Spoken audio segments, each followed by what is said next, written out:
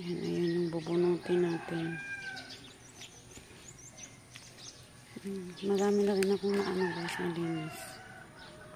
Ayan, ayusin pa natin yan. Ito guys, yung dati, semento lang to yung ano. Ay, hollow blocks yung pinaglalagyan ko. Tapos ngayon, meron na tayong ano. Yung ito o bakal. Bakal na yung pinaglalagyan natin. Kaya guys, ng dami. Tapusin pa natin to. Ayan.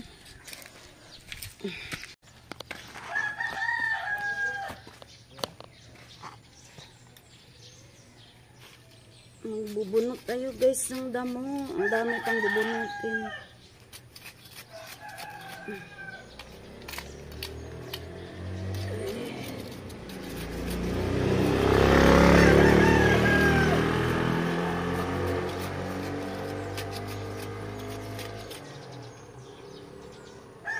Kanina pa ako guys gising mga 5 AM.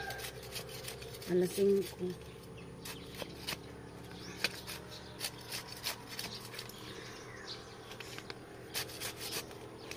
Inayos ko yung mga bulaklak lang guys.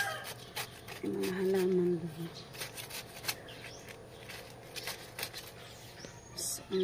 Meron pang bato doon sa gilid. Ang bigat. Ko lang nag-ayos.